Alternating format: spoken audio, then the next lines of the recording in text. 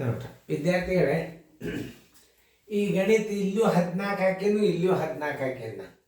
ಇದನ್ನ ಎರಡು ರೀತಿ ಒಳಗೆ ಗಣಿತ ಮಾಡ್ಬೋದು. ನೀವು ಬೇಕಾದ್ರೆ ದಶಮಾಂಶದಾಗ ಮಾಡ್ಬೋದು ಪೂರ್ತಿ, ಬೇಕಾದ್ರೆ ಭಿನ್ನ ರಾಶಿ ಒಳಗೆ ಮಾಡಿ. ಒಂದು ಭಿನ್ನ ರಾಶಿ ಒಳಗೆ ಮಾಡಿ ತೋರಿಸ್ನು, ಒಂದು ದಶಮಾಂಶದಾಗ ಮಾಡಿ ತೋರಿಸ್ತಾನೆ. ಈಗ ಮಾಡೋದು ಆದ್ರಿಂದ ನೀವು ವಿಡಿಯೋ ಆನ್ ಮಾಡಿರಿ, ನಾ ತಿಳಿಸ್ತಾನೆ. ಓಕೆ ಆಗಿದ್ನ? ಹಾಂ, ಇಲ್ಲಿ ನೋಡಿ, ಇದನ್ನ ಭಿನ್ನ ರಾಶಿ ಒಳಗೆ ತೋರಿಸ್ತಾನೆ. 0.5 ಅಂದರೆ ಏನು ಅನ್ನೋದು ಮೊದಲು ನೋಡ್ರಿ. 0.5 ಇಲ್ಲಿ ಇಟ್ಟನು. ಇದನ್ನು ಭಿನ್ನ ರಾಶಿ ಒಳಗೆ ಮಾಡಬೇಕಾದ್ರೆ 5 ಇಡ್ರಿ. ಇದು ಬಿಂದುದ ಮುಂದೆ 1 ಅಂಕೆ ಅದ ಅಂದ್ರೆ 10 ಇಡ್ರಿ.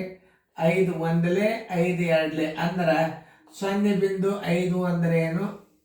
1/2 ಅಂಶ ಅಂದಂಗ.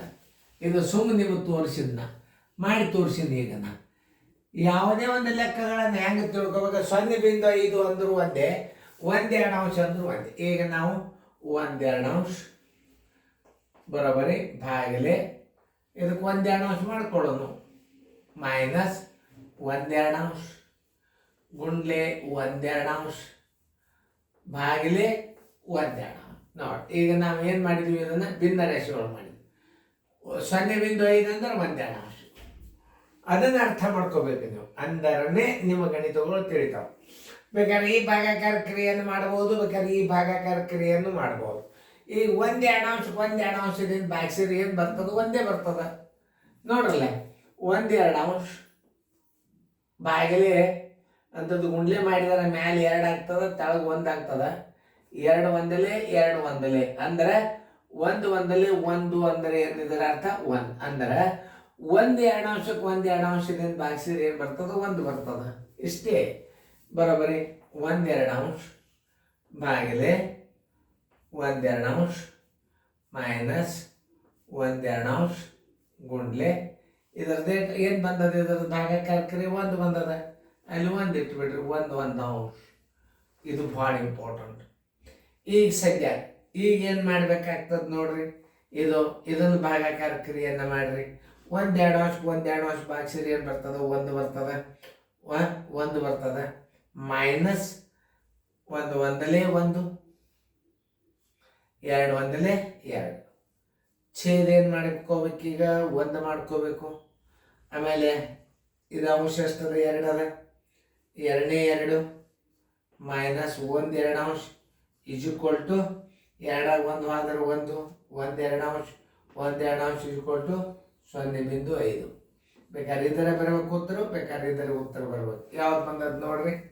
0.5 ಉತ್ತರ ಸಂಖ್ಯೆ ಡಿ. ಓಕೆ, ಇದು ಭಿನ್ನ ರಾಶಿ ಒಳಗೆ ಮಾಡಿ ತೋರಿಸಿ. 2 ಸಲ ನಿಮ್ಮ ರಿವಿಷನ್ ಆತ ಗಣಿತ. 1/2 ಅಂಶಕ್ಕೆ 1/2 ಅಂಶ ಭಾಗಿಸಿದ್ರೆ ಏನು ಬರ್ತದೆ? 1 ಬರ್ತದೆ. ಮೈನಸ್ ಇಟ್ರಿ.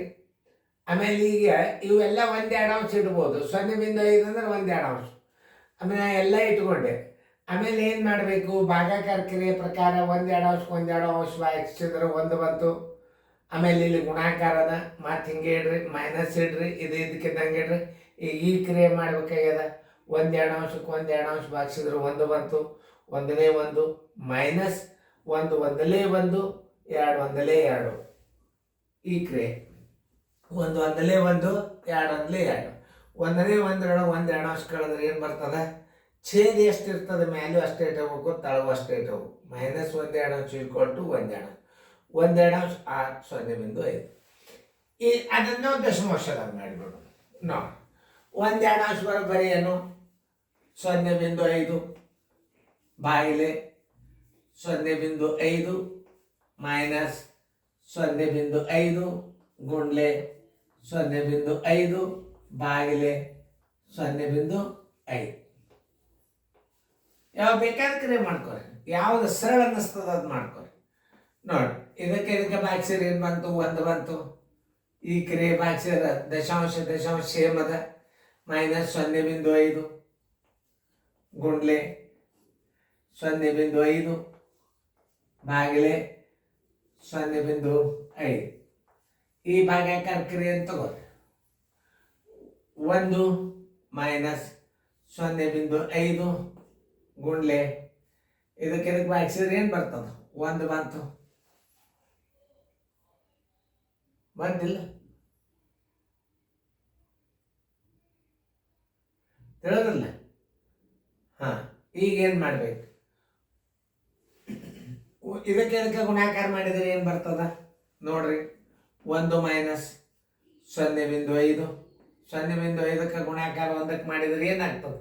ಇಲ್ಲಿ ಸರಿಯಾಗಿ ಅರ್ಥ ಮಾಡ್ಕೋಬೇಕು ನೀವು. 0.5 ಇದನ್ನು 1 ಬಂತು. ಈಗ ನೀವು ಹಚ್ಕೊಂಡಿರೋದು ಮತ್ತೆ ಹೊಳ್ಳೆ ಈಗ ಈ ಕ್ರಿಯೆ ಮಾಡಬೇಕು. 0.5ಕ್ಕೆ 1ಕ್ಕೆ ಗುಣಾಕಾರ ಮಾಡಿದ್ರೆ 0. ಏನು ಬಂತು? 5 ಬಂತು. 1ರೊಳಗೆ 0.5 ಕಡಿಬೇಕಾದ್ರೆ ಹೆಂಗೆ ಕಡಿಬೇಕು? 1.0 ಮೈನಸ್ 0.5 ಈಜ್ವಲ್ ಟು 0.5 ಅಂದರೆ 10ರ 5 ಅದರ 5 ಕೆಲ ಬಂತು 1 ಇದು 1 ಇದು 1 ಹೊತ್ತು 0.5 ಉತ್ತರ ಸಂಖ್ಯೆ ಡಿ. ಯಾವ್ದು ಬೇಕಾದ ಕ್ರಿಯೆಗಳನ್ನು ನೀವು ಮಾಡ್ಲಿಕ್ಕೆ ಬರಬೇಕು. ಸರಿಯಾಗಿ ಅರ್ಥ ಮಾಡ್ಕೋಬೇಕು ನೀವು. ಚೆನ್ನಾಗಿ ತಿಳ್ಕೊಬೇಕು ಗಣಿತಗಳನ್ನು ಹೆಂಗೆ ಬಿಡಿಸ್ತಾರೆ ಸರು ಅಂತ ತಿಳ್ಕೊಂಡು ನೀವು ಗಣಿತಗಳನ್ನು ಮಾಡಬೇಕು.